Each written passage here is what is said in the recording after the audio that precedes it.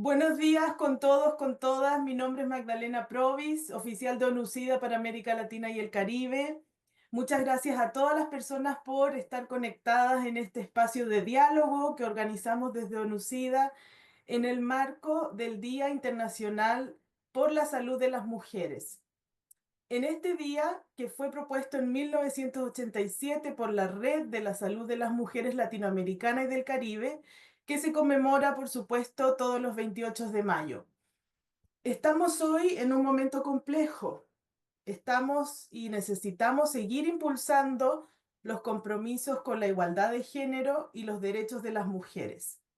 Por eso, además, estamos hoy conmemorando desde ONUCIDA los 30 años de la Declaración y Plataforma de Acción de Beijing. Entonces, hoy día estamos acá porque buscamos poner en el centro uno de los pilares de esa Declaración y Plataforma de Acción de Beijing, que es el derecho a la salud.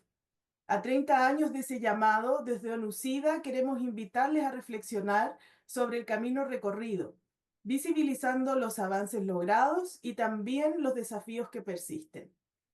Hoy tenemos el privilegio de contar con la participación de mujeres que, desde distintos espacios y dimensiones, luchan incansablemente por una respuesta al VIH que sea más inclusiva, integral e interseccional. Sus voces, experiencias son clave para pensar colectivamente en acciones transformadoras que nos acerquen a la igualdad de género como un elemento esencial del camino que pone fin al SIDA. Esta mañana, entonces, tenemos el gran honor de contar con Donna da Costa Martínez, que es exdirectora ejecutiva de IPPF para Trinidad y Tobago, también exdirectora regional adjunto de IPPF Acro. Además vamos a tener a Mabel Bianco en un video, que es fundadora y presidenta de FEIM, a Mirta Ruiz Díaz, que es secretaria regional del Movimiento de Mujeres Positivas, a Keren Donaway, que es de Fundación Llaves y también representante de las organizaciones de sociedad civil de América Latina y el Caribe en la Junta Coordinadora del Programa de ONUCIDA, PCB, y a Mariana Iácono, que es coordinadora nacional de ICW Argentina. Bienvenidas a todas. Por supuesto, también vamos a tener a la directora regional de la Oficina de ONUCIDA para América Latina y el Caribe, Luisa Cabal. Muchas gracias a todas por acompañarnos. Quisiera además recordar que tenemos interpretación simultánea del español al inglés y además estaremos compartiendo contenidos a través de nuestras redes sociales con el hashtag Mujeres y VIH. Además, tenemos abajo en la casilla del chat una opción para preguntas y respuestas. Sin más, ahora quisiera dar la palabra a Luisa Cabal, quien es directora del equipo regional de ONUCIDA para América Latina y el Caribe. Muchas gracias, Luisa, por impulsar este y otros importantes espacios en avance de los derechos de las mujeres. Adelante. Muchas gracias, Magdalena. Buenos días, good morning. Es un gusto, además de tener a las amigas de América Latina, también a las compañeras que hemos invitado desde el Caribe. En nombre de UNICIDA, es un gusto tenerles acá para este espacio que invite a la reflexión y a la acción en el marco internacional del Día Internacional de Acción por la Salud de las Mujeres y que también queríamos aprovechar, conmemorar los 30 años de la Declaración y Plataformas de Beijing. Y qué mejor momento para invitar, ¿no?, a quienes han estado en esta lucha por varias décadas y también a las nuevas voces que invitan y que están presentes en muchos espacios también de decisión. Sabemos que Beijing ha sido un marco paradigmático para las generaciones que han trabajado en los últimos 30 años en esta lucha por los avances de los derechos de las mujeres. Y es fundamental porque además de reconocer lo que pareciera obvio, que los derechos de las mujeres son derechos humanos, reconoce la salud de las mujeres como un derecho fundamental y que la igualdad de género es esencial para construir un mundo más justo y sostenible. Y Beijing nos dejó una ruta clara para actuar. En el ámbito de la salud puso de relieve las profundas desigualdades que enfrentan las mujeres y, como sabemos, particularmente frente al VIH, y enfatizando la necesidad de garantizar el acceso a los servicios, incluyendo la salud sexual y reproductiva, el ámbito de la prevención, el tratamiento y por sobre todo la autonomía de las mujeres. Si hacemos memoria, en 1995 el VIH era una pandemia sin tratamiento eficaz y las mujeres, los movimientos en toda su diversidad estaban luchando por el reconocimiento de las acciones necesarias frente al virus. Gracias a este liderazgo, los avances médicos, compromisos políticos y grandes luchas en las calles, en las cortes, en los parlamentos, se han logrado importantes progresos. Yo solo voy a mencionar algunos. En el Caribe, las nuevas infecciones por VIH en mujeres y las adolescentes de 15 años y más han disminuido en un 52% entre 1995 y 2023. Y en América Latina, la reducción no ha sido tan marcada, aunque se ha reducido en un 6%, lo que nos indica los desafíos a futuro en términos de inversiones en prevención. Tenemos grandes logros al hacer el análisis desde 1995 en la cobertura de antirretrovirales, que aumentó de 37% en 1995 en América Latina a un 72%, y en el Caribe de un 21% a un 78%. Estos logros son el testimonio de las luchas y de los esfuerzos de abogacía que ustedes han dado de manera incansable. Pero también sabemos que aunque en América Latina, por ejemplo, el número de muertes relacionadas con el SIDA ha disminuido en un 28% desde 2010, tenemos que en algunos países, como he llamado la atención en muchos foros regionales como Costa Rica, El Salvador y Perú, las muertes relacionadas con el SIDA en mujeres está aumentando. Y esto es un tema al que le tenemos que poner particular atención. Las desigualdades, además sabemos, por todos los análisis interseccionales que hemos hecho en las últimas décadas, que se profundizan aún más para las mujeres trans, para las trabajadoras sexuales, para las más pobres, para las afrodescendientes y las indígenas. Aunque no tenemos mucha data o la data que requerimos, la que tenemos nos pinta este panorama. Por ejemplo, el que el 9.5% de las mujeres trans viven con VIH en América Latina y 39% en el Caribe versus 0.4 y 1.2% en la población general. Entre 2010 y 2023, las nuevas infecciones en trabajadoras sexuales han aumentado en un 19% y un 42% en personas trans. Una proporción bastante alta si se compara con la población general. También sabemos que en países como Brasil, Colombia y Guatemala se ha reportado una alta prevalencia de VIH entre las poblaciones afrodescendientes e indígenas. Y en Brasil, la prevalencia de VIH entre las mujeres afrodescendientes es el doble que en la población general. Por tanto, yo no me voy a detener con muchas más palabras, solamente para decir que este diálogo es una invitación a la acción y para que mantengamos vigente la promesa, los compromisos de Beijing. Por eso es nuestra invitación que en un momento tan complejo, donde enfrentamos tantos desafíos, nos juntemos para trabajar conjuntas en garantizar y continuar garantizando la participación efectiva de las mujeres viviendo y afectadas y en riesgo de adquirir el VIH. Que invertamos y que trabajemos juntas para llamar para una inversión en iniciativas lideradas por mujeres que promuevan su empoderamiento, autonomía sexual y reproductiva y continúen derribando barreras estructurales. Y que, como decía, tenemos el desafío pendiente de ampliar el acceso equitativo a la prevención combinada, incluyendo las múltiples herramientas por las que hemos luchado, incluyendo la educación integral en sexualidad, pero también las nuevas herramientas como la autoprueba, la PrEP y la PEP, priorizando a las mujeres que están en condiciones de mayor marginalización y vulnerabilidad. Este conversatorio, por tanto, es una oportunidad para alzar nuestras voces, para conectar y seguir conectando nuestras luchas, nuestra energía colectiva en un momento, nuevamente, de tantos desafíos. Yo quiero dar un agradecimiento especial a todas las panelistas que se unen por su liderazgo en las comunidades a nivel regional e internacional. Gracias, Donna, Mirta, Keren, Mariana y Mabel, que nos envió un lindo video, que son un ejemplo para todas de lucha y de compromiso. Espero continuar caminando de las manos con ustedes en esta lucha conjunta. Muchas gracias. Muchas gracias, Luisa, por tu mensaje. Como hemos visto y como nos recordó Luisa, desde la adopción de la Declaración de Beijing se han logrado avances significativos en la promoción del derecho a la salud y de todos los derechos de las mujeres con y afectadas por el VIH.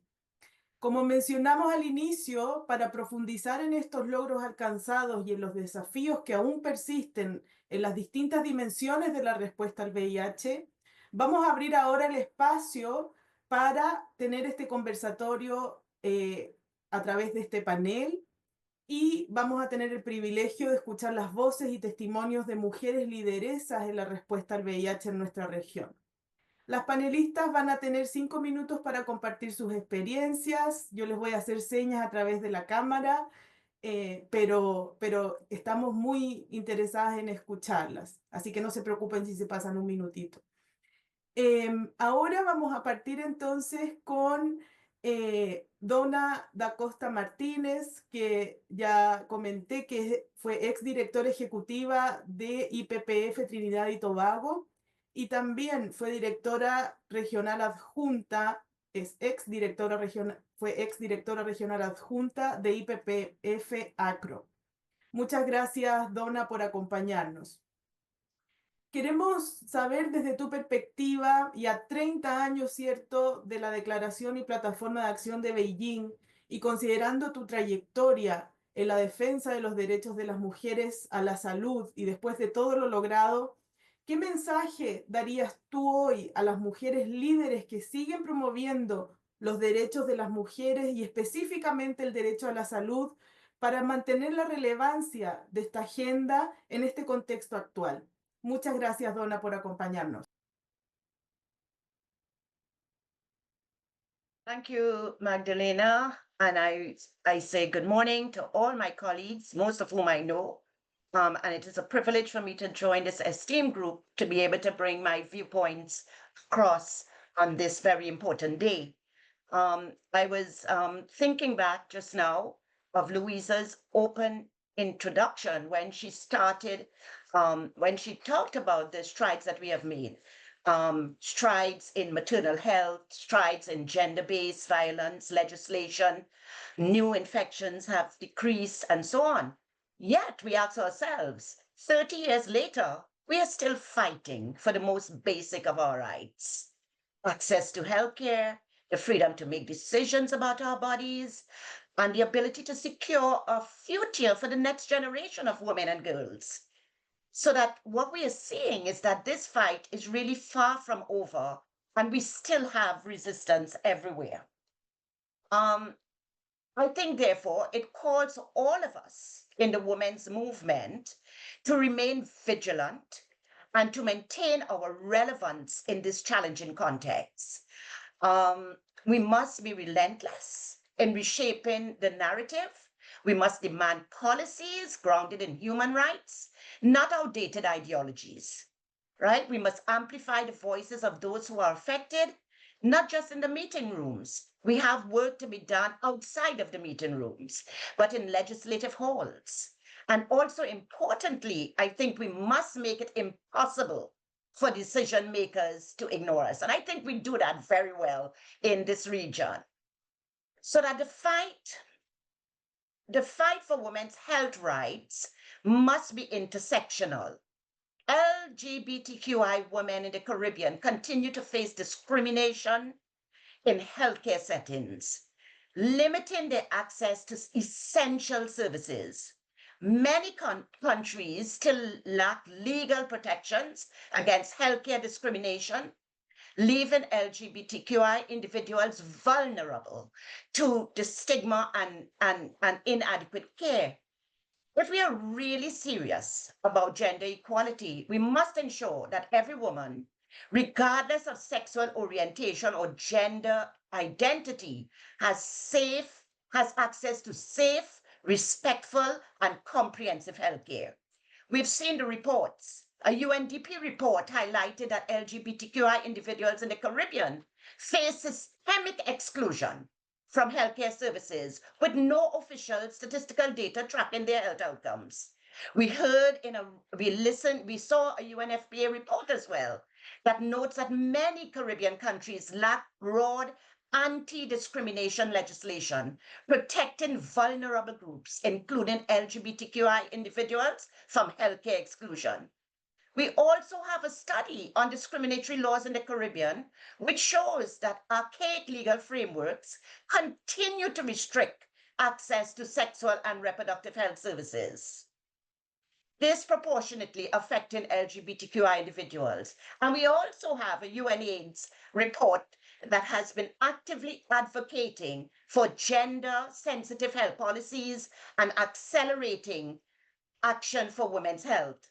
So these data reinforce the urgency for policy reform and inclusive health strategies. Sorry. For 30 years, we have spoken. 30 years, we have spoken about gender equality, health rights, policy reforms. But it seems now that speaking is not enough. Action is more than overdue, so that we really have to ramp up our strategies in terms of how we interact with the powers that be, so that we can obtain the necessary change. Our approach seems to be taken very lightly, and it's really an opportunity for us to rethink our strategies and look at how we could make some serious inroads in terms of our advocacy and so on. Because speaking is not enough. As we confront persistent challenges in maternal health, sexual and reproductive rights, and healthcare access, we must shift from advocacy to implementation. And so I have some suggestions regarding what must happen now. We have to expand comprehensive sexuality education, and governments must mandate rights-based, gender-sensitive sexuality education in schools. We have to reform the archaic abortion laws. The region's restrictive abortion laws continue to endanger women's health and autonomy. Unsafe abortions continue to cause preventable deaths, forcing women into secrecy and vulnerability. In this day and age, we also have to protect LGBTQI plus women's health rights. Discrimination in healthcare settings prevents our women from accessing essential services. We have to prioritize as well gender-sensitive HIV responses. Women and girls remain disproportionately affected by HIV, yet policies still fail to center their needs. And governments must fast-track funding for new prevention technologies, including long-acting injectable options for women. So comprehensive sexuality education is not an option, it is a necessity. This isn't about compromise, it's about demanding what is just. Our relevance is rooted in persistence, advocacy, and action. We are not asking for permission anymore. We are demanding justice. We cannot afford to be ignored. So for decades, women's health has been debated, delayed, and dismissed. We do not have another 30 years to wait. The Caribbean's women and girls, our daughters, our sisters, our future need action. Policy reforms must be bold. Leadership must be unapologetic. And the fight for gender-sensitive healthcare must be non-negotiable. We are not asking, we are demanding. Thank you very much. Muchas gracias, Donna, por estas palabras que nos recuerdan la urgencia, ¿cierto?, de lo que debemos hacer y que no podemos esperar 30 años más para avanzar en los derechos de las mujeres. Muchas gracias, Donna. Ahora quisiera darle la palabra a través del video a Mabel Bianco, quien no pudo estar hoy día con nosotras, pero sí nos ha dejado un video que quiero compartir ahora con ustedes.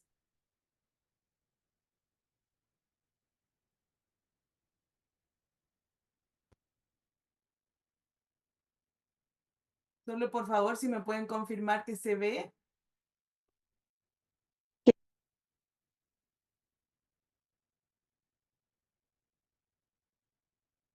¿Se ve?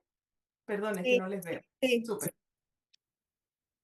Queridas, queridos, querides amigas, amigos, amigues, es un gusto estar hoy con ustedes y por lo menos poder compartir a través de este video algunas ideas.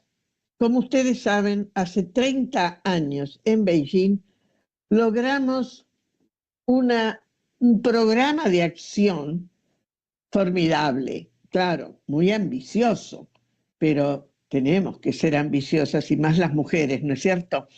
Pero era realmente para poder concretar en todos los ámbitos de la vida en que nos desarrollamos la igualdad sin discriminaciones y sin ningún otro limitación. Esto era fácil de escribir, a pesar de que hubo muchas discusiones, como ustedes saben, pero se logró, pero después fue muy difícil implementarlo. En estos 30 años, en América Latina y el Caribe, tuvimos avances, es evidente, en el mundo en general, pero claro, ningún país, ni el más desarrollado, logró completar la agenda plenamente.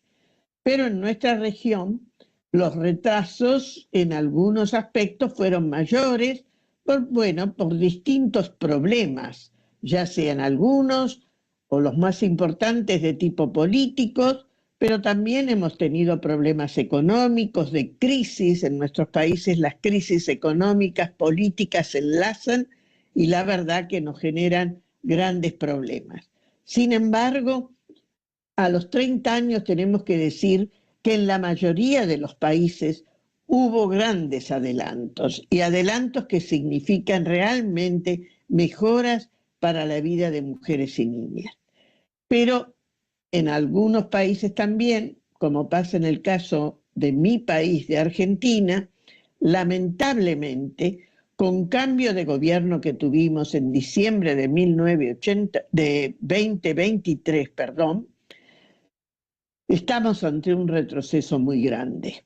Y eso está pasando en algunos otros países, tal vez no tan claramente como en la Argentina o, por ejemplo, en Estados Unidos, pero está ocurriendo. Entonces, algo que nos está dejando esta nueva situación que se está dando en este último año es que tenemos que comprender que los avances en nuestros derechos no son permanentes, tienen avances y retrocesos. Y en algunos retrocesos son muy grandes, como pasa en Argentina en este momento, en otros casos son más chicos. ¿Pero qué nos indica esto? Primero, que no podemos dar por sentados ninguna permanencia de nuestros derechos, que tenemos que seguir vigilando aunque estemos gozando de lo mejor. Segundo, que tenemos que estar unidas, luchando para que cuando en un país alguien o algunas bajamos, nos ayuden a no caer y poder subir prontamente.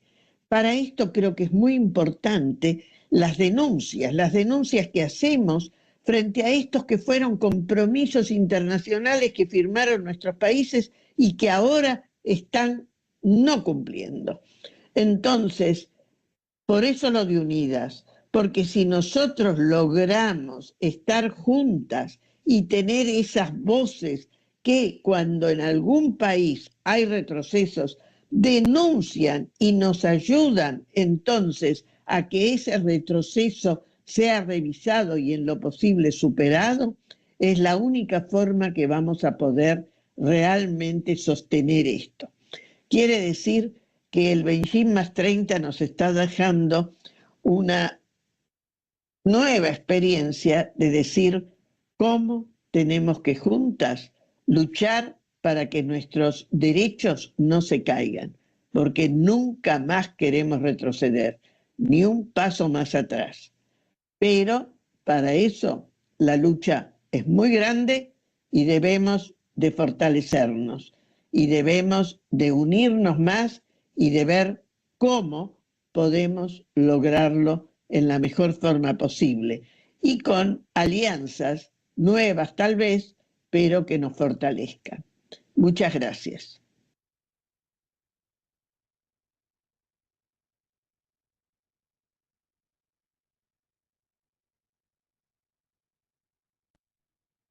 Muchas gracias. Le damos las gracias a Mabel, que seguramente después nos va a ver. Ella estuvo presente, ¿cierto?, en las negociaciones de Beijing. Entonces ha sido un honor tener las palabras de Mabel en este conversatorio.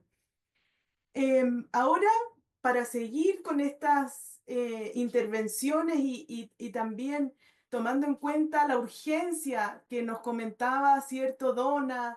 La unión que nos comentaba Mabel, le voy a dar la palabra a Mirta Ruiz Díaz, quien es la secretaria regional del Movimiento de Mujeres Positivas, para profundizar en un tema que también es de especial atención en Beijing, en la plataforma y la declaración de Beijing.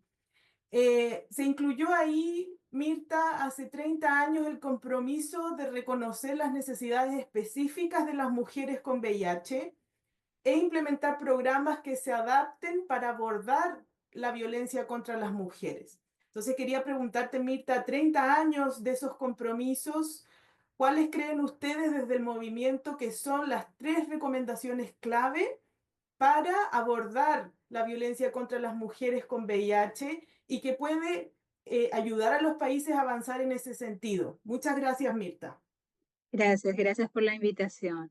Sin duda, Beijing nos ha dejado experiencias y logros que nos han marcado y nos marcarán en la historia. Lo que tiene que ver en la pobreza, tiene que ver en la salud, en la educación, en todo lo que han mencionado.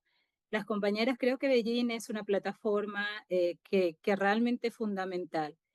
Pero sin embargo, creo que en este momento también hay que analizar que estamos ante grandes desafíos. Desafíos de un contexto social donde los gobiernos oficialistas realmente y antiderechos van poniendo y van queriendo quitar todos estos logros de luchas de mujeres, como bien lo mencionaba Mabel, con el tema que no podemos hablar ni de género ni de mujeres, no podemos hablar de un montón de cosas satanizados por un gobierno de ultraderecha y que nos quitan y nos roban el espacio de las mujeres. En esa línea, me parece que además de los logros hay que analizar que estamos ante contextos difíciles y que en América Latina y el Caribe la salud de las mujeres y niñas con VIH enfrenta desafíos significativos, incluyendo la falta de acceso a servicios de salud y la discriminación. A pesar de los avances en el tratamiento, la reducción de nuevas infecciones y la disminución de muertes relacionadas con el SIDA, la desigualdad de género, el estigma y la violencia sigue siendo barrera para las mujeres con VIH.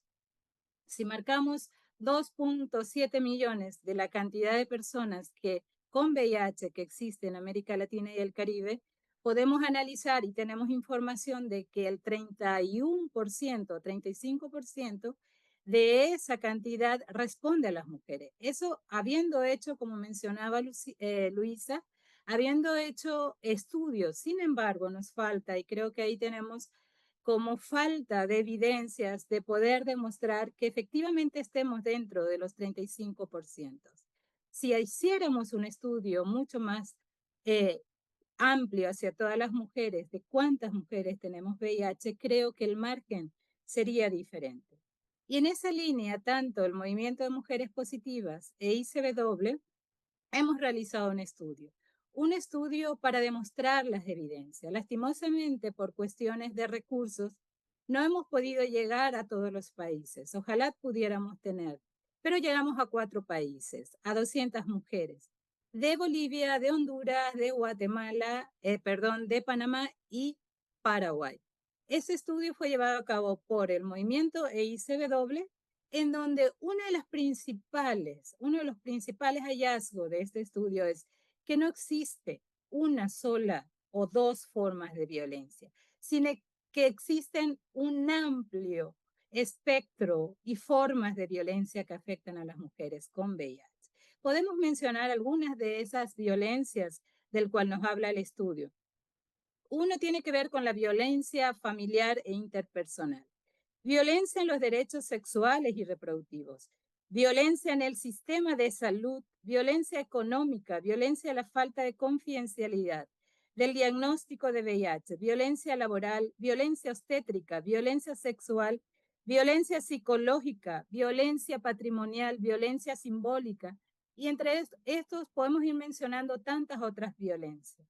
De este estudio también hemos evidenciado que el 71, casi el 72% de las mujeres que han sido entrevistadas han referido haber sido víctimas de violencia, de alguna de esas formas de violencia, ya sea en manos de sus parejas, ya sea en manos de sus familiares, en manos de la salud, de las instituciones públicas, en diferentes espacios, en las instancias laborales, entre otros.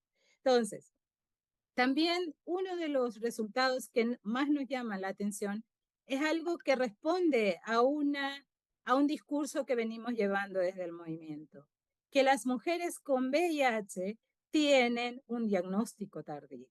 ¿Cuándo nos enteramos de que tenemos VIH? Este estudio nos refiere que es cuando estamos embarazadas. Allí nos buscan para evitar que nuestros hijos, hijas, nazcan con VIH. Luego, ¿cuándo? Cuando ya tenemos síntomas o cuando ya nuestras parejas tienen síntomas o lo que es peor, nos quedamos viudas porque murieron por VIH. Entonces, esa búsqueda intencionada del VIH en las mujeres sigue siendo hoy una de las principales barreras para llevarnos al diagnóstico tardío. También tenemos la violencia obstétrica. Cuando nos embarazamos y nos vamos a los servicios de salud, cuando nos reciben y ven nuestro diagnóstico, ok, tienen SIDA. Nuestra falta de responsabilidad. Nosotras vamos a morir, también nuestros hijos. O sea, toda esa carga emocional que sufrimos, la falta de confidencialidad de nuestro estado serológico en manos de los servicios de salud.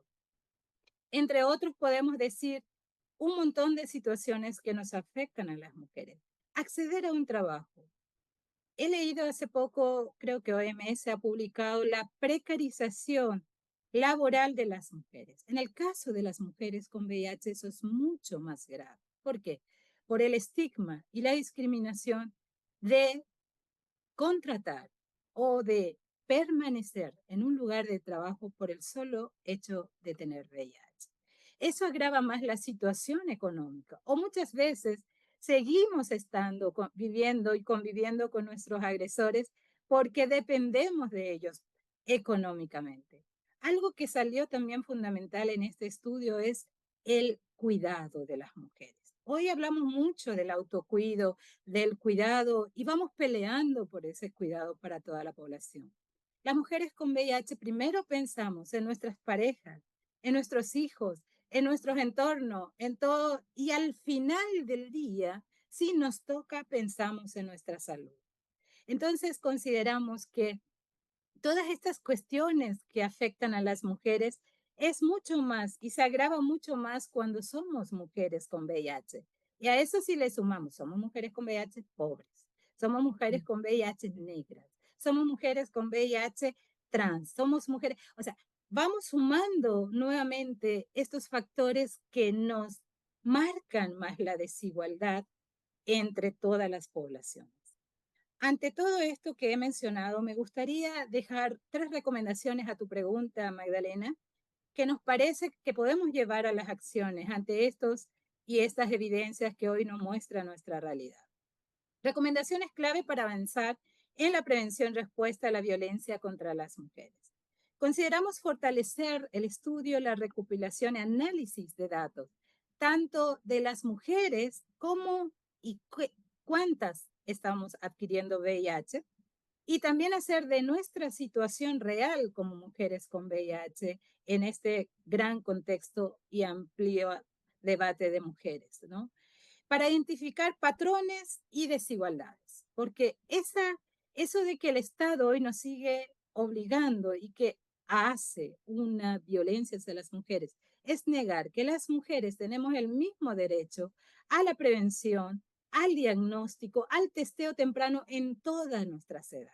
No esperar a que nos embaracemos, a que nos quedemos viudos, que esto. Tenemos que ser parte de esa prevención temprana para evitar otras consecuencias. Segundo, integrar la salud sexual y reproductiva en los servicios de VIH y la prevención de la violencia. Todas las mujeres que tenemos VIH nos vamos a los servicios de VIH, pero solo tenemos para VIH. La salud sexual y reproductiva se fragmenta, no nos miran como un todo, no nos miran como una persona con diferentes actrices, sino nos ve fragmentadamente. Entonces tenemos que estar corriendo. Y ante esto tenemos mujeres, compañeras, que no tienen pasaje, que viven distante a sus lugares urbanos, que no pueden acceder a los servicios de salud. Entonces consideramos que eso sigue siendo una barrera para que podamos realmente tener una calidad de vida.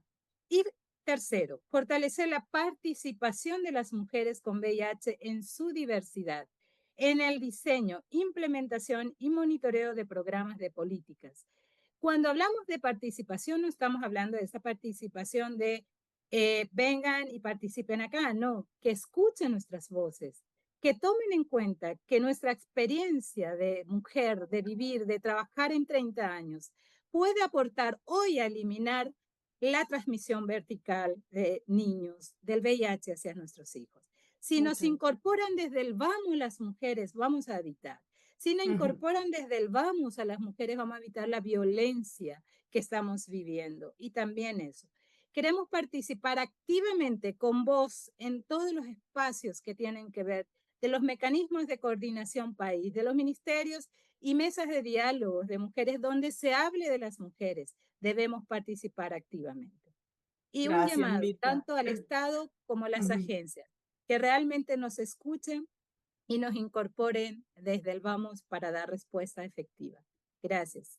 Gracias, Mirta, muchas gracias. Es muy inspirador escucharte. Perdona que te interrumpí un par de veces, pero es solamente para darle voz también a las otras compañeras. Y claro, si nos pasamos mucho con el tiempo, no, nos queda muy largo. Así que gracias, mil gracias, Mirta, por compartir tus reflexiones que nos invitan, ¿cierto?, a tomar acciones concretas para eliminar la violencia contra las mujeres. Ahora voy a pasar, ¿cierto?, después de escuchar estas reflexiones tanto de Donna como de Mabel, como de Mirta, que nos hablan, ¿cierto?, desde una experiencia profunda en el trabajo sobre mujeres y VIH, y tomando en cuenta que la plataforma de acción de Beijing pone en el centro también a las mujeres jóvenes, quiero darle la palabra a Karen Donoway para que nos pueda compartir ¿cuáles considera ella que han sido dos avances clave en la promoción del liderazgo de las mujeres jóvenes en la respuesta al VIH? ¿Y qué dos transformaciones urgentes, cierto, siguen siendo necesarias para que sus voces, necesidades y propuestas sean realmente escuchadas? Muchas gracias, Keren. No, gracias. Bueno, buenos días a todas y gracias a UNOCIDA por abrir ese espacio en el Día Internacional de Acción por la Salud de las Mujeres. Y también gracias a quienes están aquí escuchando y sosteniendo este tipo de conversaciones que no pueden dejar de detenerse y seguir hablando sobre la salud de las mujeres. Muy difícil hablar en 5 minutos, así que Magdalena, puedes interrumpirme también, no hay problema.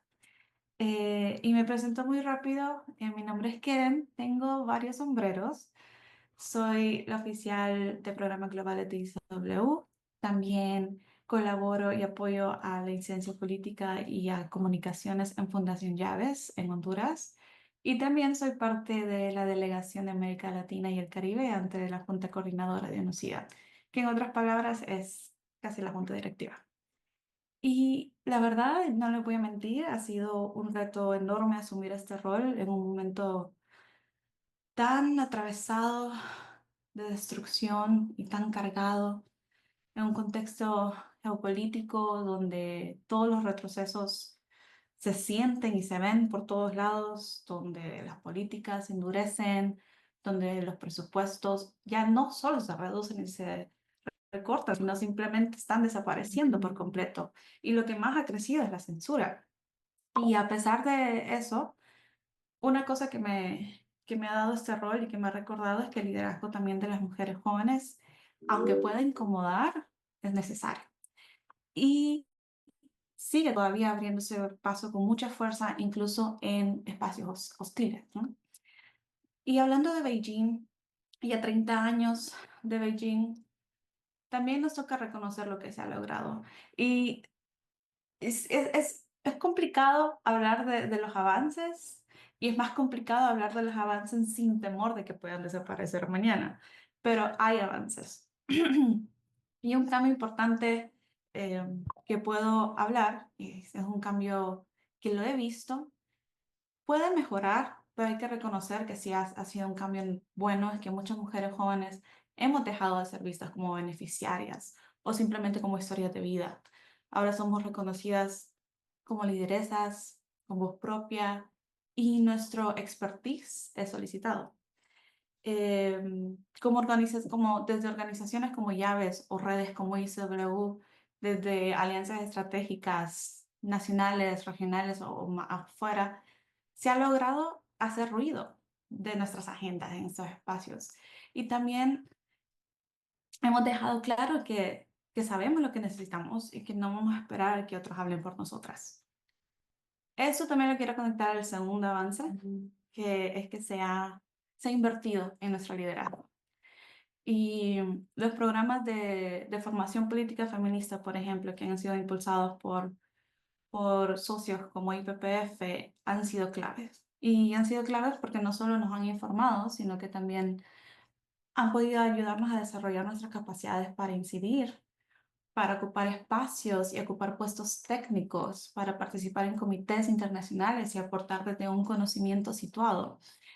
Y y dije que es clave también porque ayuda a sostener las agendas y lograr este relevo generacional que hemos hablado ya en los últimos años. Y a pesar de los dos avances, también hay que reconocer lo que sigue estando mal, porque aunque hay más formación política y muchas estándares, la participación sigue siendo limitada y muchas veces hasta condicionada. En algunos espacios que se nos invita o simplemente se nos mencionan en los discursos, nos tomamos fotos, pero no se garantiza algunas veces el financiamiento para que lleguemos o para que hablemos, o la oportunidad o espacios para que hablemos. Y si llegamos, muchas veces no decidimos. Y entonces el poder no es real, sino se vuelve algo más simbólico. Desde que empecé el activismo y el trabajo en derechos de las mujeres y de las jóvenes hace 20 años casi, muchas hemos vivido ese adultocentrismo constante y esa tokenización. Ya en un mundo que es estructuralmente sexista y misógeno, eso se siente el doble.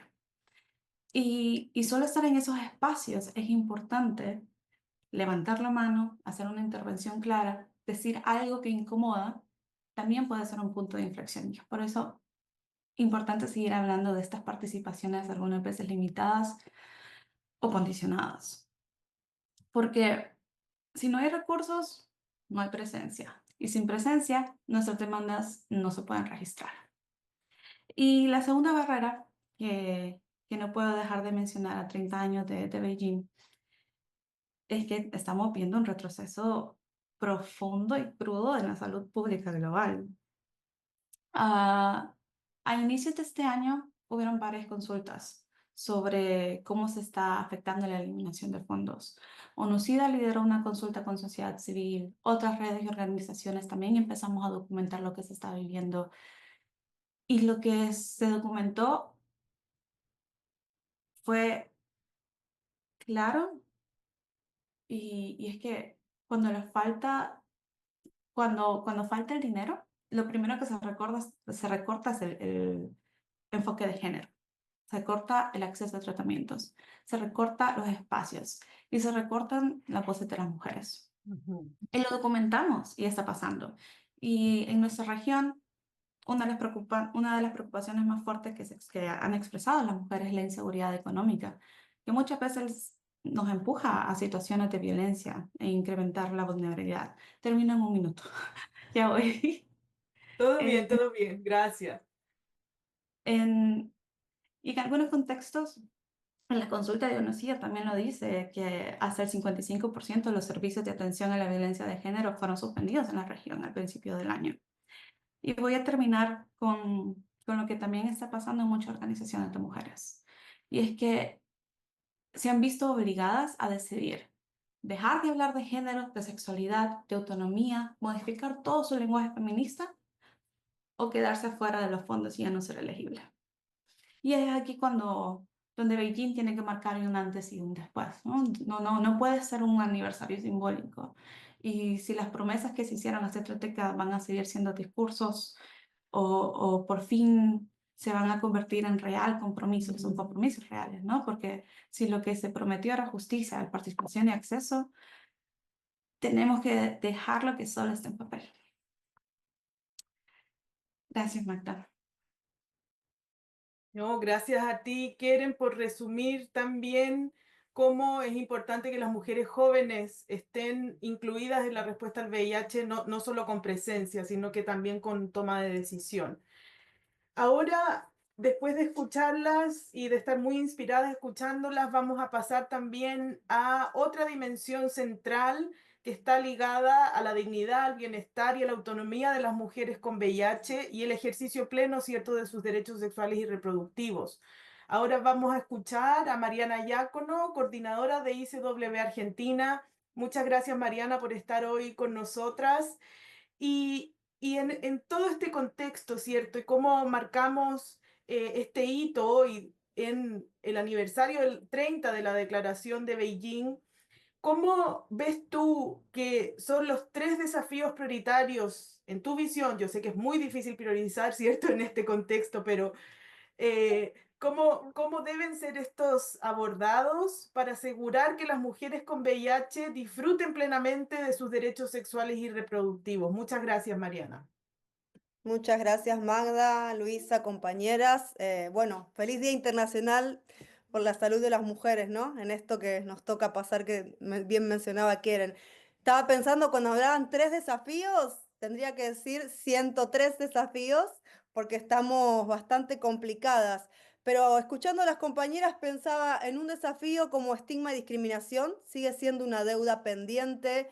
Y digo, y es el que interviene al fin de la hora en la adherencia al tratamiento, es el que interviene en que cualquier mujer con VIH en cualquier lugar de América Latina y el Caribe logre ir al servicio de salud, logre ejercer sus derechos sexuales y sus derechos reproductivos. Otro desafío importante me parece que es pobreza, ¿no? Luisa, ni bien abría el webinario, habló de que está aumentando la tasa de mortalidad en mujeres con VIH. Entonces, ¿de cuáles son esas mujeres que están muriendo en este momento, 40 años después del descubrimiento del virus, cuando parecía que estábamos por llegar a las metas y se vino toda esta ola de la derecha y el recorte del financiamiento y la cooperación internacional? Entonces, si no tenemos programas específicos que atiendan a las mujeres con VIH en situación de pobreza, no vamos a poder parar en realidad, ¿no?, la tasa de mortalidad. Otro de los desafíos, saben que estamos trabajando este año en la agenda de acción de la Conferencia Regional de las Mujeres, que va a ser en la Ciudad de México y que tiene que ver con cuidados. Y está también vinculado con pobrezas y también está vinculado con estigma y discriminación, ¿no? ¿Cómo afecta todas las políticas de cuidado a las mujeres con VIH para que puedan continuar o no con la adherencia? ¿Cómo vamos a hacer un tratamiento, acordarnos de tomar la medicación todos los días, de ir a buscarla, de hacer el seguimiento, si tenemos a cargos nietos, hijes, personas que tienen algún problema de salud también, que están en internación o no, padres, madres? O sea, si no ponemos en el centro en este momento del mundo las políticas de cuidado, no vamos a entender cómo se vinculan con las mujeres con VIH, ¿no? ¿Qué pasa con esas que están muriendo? ¿Qué pasa con las que abandonan el tratamiento? ¿Cómo interviene el machismo? Entonces, me parece que nosotras también desde nuestras redes de mujeres con VIH en América Latina y el Caribe, junto con ONU-SIDA, con ONU Mujeres y todas las agencias, tenemos que hacer como esos nuevos análisis con los temas y los marcos que están ahora, 30 años después de Beijing, entender cómo vamos a vincular y hacer el marco tanto con la cuestión de los ODS, con las políticas de cuidado. La atención a la pobreza es la urgencia más inmediata. O sea, estamos teniendo muchos gobiernos de derecha en la región que quieren recortar todo lo que tenga que ver con derechos humanos y políticas públicas, tanto como es en El Salvador, como es en Argentina, como ha sido con Brasil, con Bolsonaro. O sea, esta es la tendencia que hay en el mundo y ya algunos países de la región nos llegó. Entonces, ¿cuáles van a ser las respuestas? No también repensar la cooperación. Estamos en un cambio de época.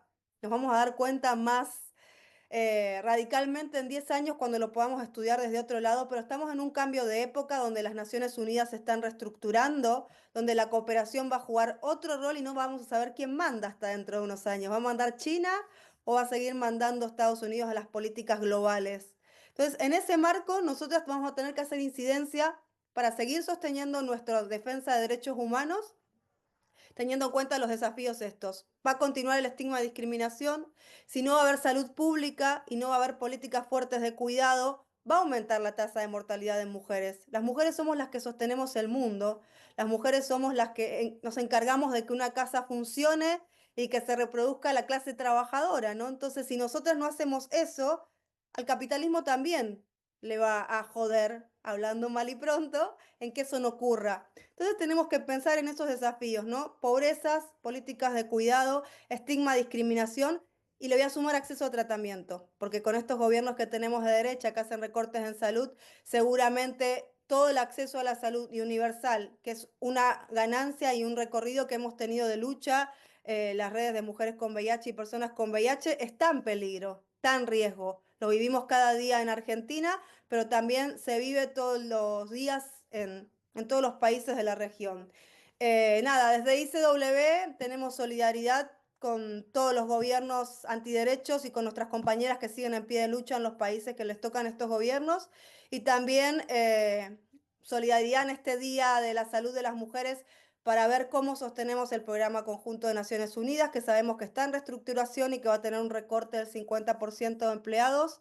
Los desafíos los queremos seguir haciendo con ONUCIDA, que viene trabajando con nosotras en la salud de las mujeres hace muchos años, y es importante cuidar y ver cómo vamos a sostener eso en ONUCIDA. Así que vuelvo a decir, les mando un fuerte abrazo a todas las compañeras que todos los días defienden los derechos humanos de las mujeres con VIH como política de cuidado y que eso lo tenemos que contabilizar también.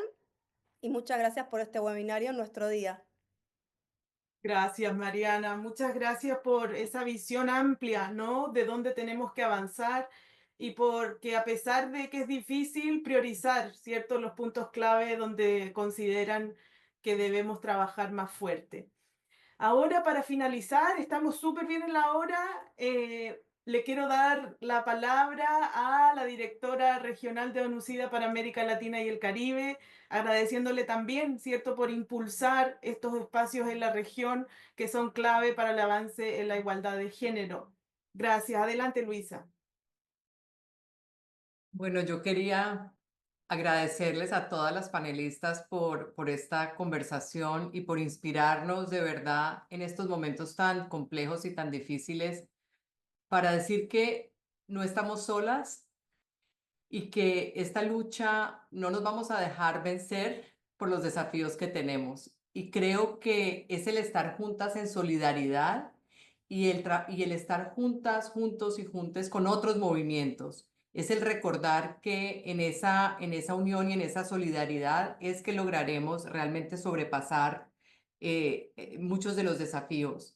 Yo solamente quería rescatar, se dijeron cosas muy ricas y creo que vamos a tener la grabación en YouTube para que la podamos recircular, pero creo que sabemos la fragilidad de los avances, ¿no? Creo que hubo muchos ejemplos y son tan frágiles que por eso siempre tenemos que estar vigilando y trabajando por sostener el camino recorrido. Creo que hemos hablado también, ustedes nos han recordado la importancia de continuar la voz, la demanda, la denuncia, a la vez que trabajamos en implementación. Y creo que no debemos olvidar la una ni la otra, pero creo que hablando como latinoamericana, a veces nos hemos enfocado mucho en el cambio legislativo, pensando que la promesa de la ley va a llegar más allá de lo que realmente llega. Y yo creo que me gustó mucho esa reflexión sobre la implementación.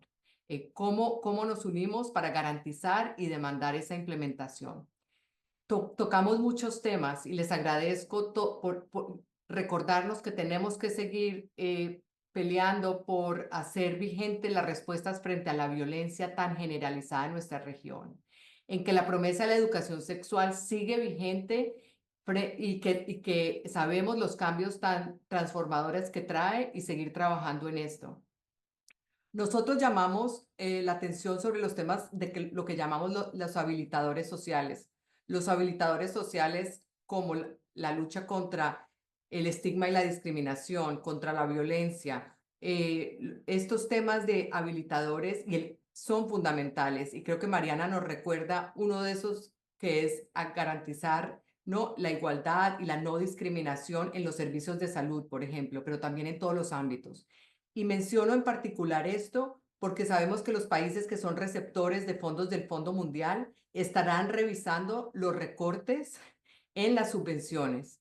Y creo que un eje fundamental para continuar, digamos, sosteniendo las intervenciones que buscan eliminar el estigma y la discriminación, es fundamental preservarlas. Entonces, ¿qué vamos a priorizar? Porque no todo se va a poder priorizar en las subvenciones, pero sí debemos preservar algunos elementos de los habilitadores sociales. Y por último, obviamente, nuestro compromiso dentro de un momento tan desafiante de seguir manteniendo los movimientos vivos, de seguir en solidaridad y aunque haya pocos recursos, creo que a veces lo que necesitamos es las voces y las acciones conjuntas. Entonces, desde ONUCIDA, seguir manifestando, digamos, nuestro compromiso y nuestra solidaridad. Y un grano de arena que estamos contribuyendo este día es que hemos analizado mucha de la data desde 1995 y estamos lanzando una pequeña hoja informativa que la estamos haciendo disponible tanto en español como en inglés. Nuevamente, como una herramienta de abogacía en este año, digamos, de conmemoración, pero también de recordarles a los gobiernos que el tema de VIH, mujeres, no es invisible, no debe permanecer invisible. Entonces, esperamos que aquí cerrando, Magda, podamos hacer disponible esta hoja informativa para los esfuerzos colectivos de abogacía. Y muchísimas gracias y les mando un abrazo muy grande a todas y a todos. Muchas gracias, Luisa. Ahí Daniel puso el link, pero en un rato más lo van a poder ver en nuestras redes sociales, este fact sheet que además tiene un reconocimiento a los datos que se generan desde las comunidades. Muchas gracias a todas y todos y todes por acompañarnos el día de hoy. Les voy a pedir a las panelistas eso, para tomar un screenshot de nuestras caritas ahí. Pero cerramos agradeciéndoles las reflexiones que nos han compartido el día de hoy.